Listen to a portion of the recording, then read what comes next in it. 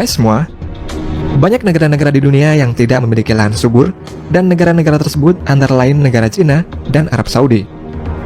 Untuk mengatasi hal itu, kedua negara tersebut memiliki metode yang berbeda-beda untuk mengubah daerah gurun menjadi lahan pertanian yang subur. Bahkan di antara metode-metode yang digunakan itu, ada metode yang sudah berusia ribuan tahun, tapi masih tetap digunakan sampai saat ini. Berikut ini adalah teknologi yang dapat mengubah gurun menjadi lahan subur. Negara pertama yang memiliki gurun adalah Arab Saudi. Mereka merubah gurun menjadi lahan subur dengan menggunakan metode center pivot irrigation. Arab Saudi merupakan negara yang 95% wilayahnya merupakan daerah gurun pasir serta tanah kering, dan hanya sekitar 1,5% saja yang merupakan tanah subur. Oleh karena itu, untuk memenuhi kebutuhan pangannya, Arab Saudi mengimpor sebanyak 80% persediaan bahan pangan dari luar negeri. Namun semenjak menggunakan teknologi irigasi yang canggih, wilayah gurun pasir di Arab Saudi ini berubah menjadi lahan pertanian yang subur. Teknologi yang digunakan oleh Arab Saudi ini bernama Center Pivot Irrigation atau CPI.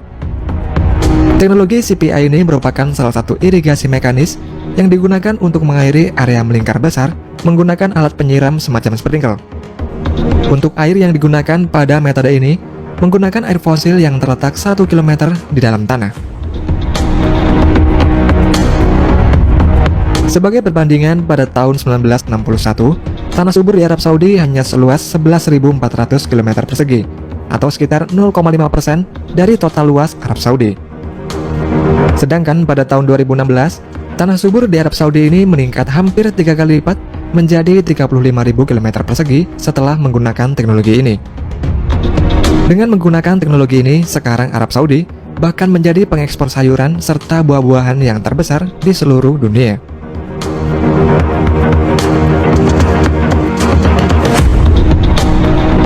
Negara selanjutnya adalah Cina.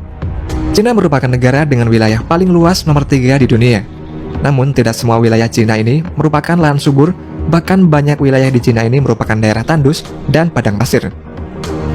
Tapi meski begitu, selama puluhan tahun, Cina berhasil mengembangkan metode untuk membuat daerah tandus ini menjadi lahan subur.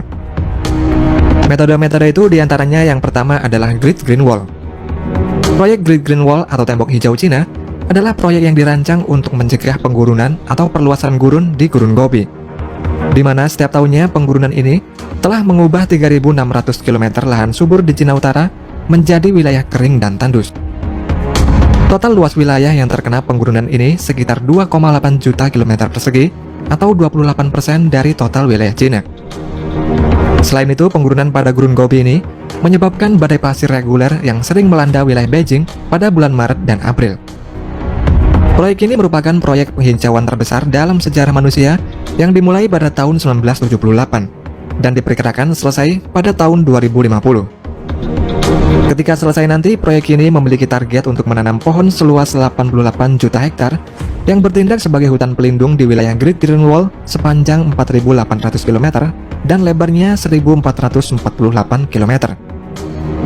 Proyek ini melibatkan seluruh orang Cina, di mana menurut undang-undang, setiap warga Cina yang berusia 11 hingga 60 tahun wajib menanam 3 hingga 5 pohon dalam setahunnya. Dan pada tahun 2009, Cina berhasil membuat hutan buatan pada daerah penggurunan ini lebih dari 500.000 km persegi. Dan hutan buatan ini adalah yang terbesar di dunia. Metode selanjutnya yang digunakan oleh Cina yaitu sistem kares. Di daerah Turpan, Cina bagian barat, terdapat sistem irigasi bawah tanah kuno yang disebut dengan sistem kares yang dibuat pada abad ke-4 sebelum Masehi. Turpan merupakan daerah terpencil dan kering, serta merupakan tempat tinggal bagi warga Muslim Uighur. Sistem kares pada daerah Turpan ini berbentuk lubang-lubang dengan poros vertikal yang masuk ke dalam bumi lalu terhubung dengan terowongan horizontal yang panjang. Kares ini dibangun untuk membawa air dari daerah pegunungan terdekat ke dataran yang kering melalui terowongan bawah tanah. Dan terowongan bawah tanah ini berfungsi untuk mencegah air tidak menguap, serta menyediakan air yang bisa digunakan oleh kaum Uighur lewat lubang-lubang vertikal tersebut. Dulunya sistem air bawah tanah kares ini digali oleh sebagian besar penduduk Uighur selama berabad-abad. Dan terowongan bawah tanah pada sistem kares ini memiliki panjang sekitar 4.400 km. Dan sampai saat ini, sistem kares ini masih digunakan oleh masyarakat Uighur dan secara berkala masih dirawat oleh mereka. Untuk perawatan karet ini sangat sulit dan beresiko karena umurnya yang tua. Dan untuk merawatnya, orang Uighur masuk ke dalam lubang dan menggali sedimen-sedimen yang ada di terowongan. Kemudian sedimen tersebut dibuang ke atas agar terowongan ini tidak tersumbat dan mengering. Metode selanjutnya yang digunakan Cina adalah polylactic acid sun barrier. Untuk mencegah penggurunan pada gurun Kubuki di daerah otonom Mongolia Dalam, pemerintah setempat membuat proyek penghijauan dengan teknologi polylactic acid sun barrier atau penghalang pasir. Proyek yang dimulai pada tahun 1988 ini berhasil mengendalikan penggurunan pada gurun Kubuki yang mana mengubah sekitar 6.000 km persegi atau sepertiga dari gurun ini menjadi lahan produktif. Teknologi penghalang pasir ini terbuat dari bahan ramah lingkungan yang terbukti secara efektif mengurangi kecepatan angin pada permukaan gurun Kubuki sebanyak 40-50%. Selain itu, penghalang pasir ini juga dapat menstabilkan permukaan gurun Kubuki sehingga dapat menjadi lahan subur yang dapat ditanami. Untuk bahannya, karung sun barrier ini terbuat dari serat pati jagung atau singkong melalui proses fermentasi, polikondensasi, dan melt spinning atau pemintalan. Setelah itu, karung tersebut diisi dengan pasir gurun Kubuki, lalu diposisikan secara berpetak-petak pada permukaan gurun Kubuki ini. Metode selanjutnya yang digunakan oleh Cina adalah teknologi pasta. Selama beberapa tahun terakhir, penggurunan yang terjadi di gurun pasir Ulanbuh setiap tahunnya ini meningkat sebanyak 50.000 hingga 70.000 km persegi.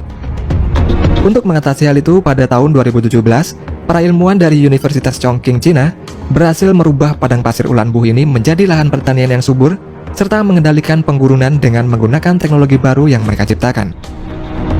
Para peneliti ini membuat pasta yang terbuat dari bahan ramah lingkungan yang sama dengan yang ditemukan pada dinding sel tanaman.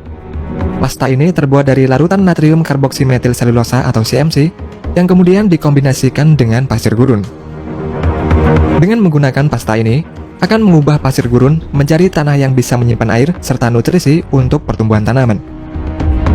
Menurut para peneliti, mereka telah mengerjakan eksperimen ini sejak tahun 2013, dan hanya dalam waktu 6 bulan saja, bunga serta sayuran dapat tumbuh di pasir gurun seluas 500 hektar dengan teknologi ini. Metode selanjutnya yang digunakan oleh Cina adalah penghalang pasir jerami. Di wilayah Xinjiang, barat laut Cina, merupakan daerah gurun pasir yang kering dan sering mengalami penggurunan. Untuk mengatasi hal itu, pada tahun 2016, pemerintah dan warga setempat membuat proyek untuk mengendalikan penggurunan ini.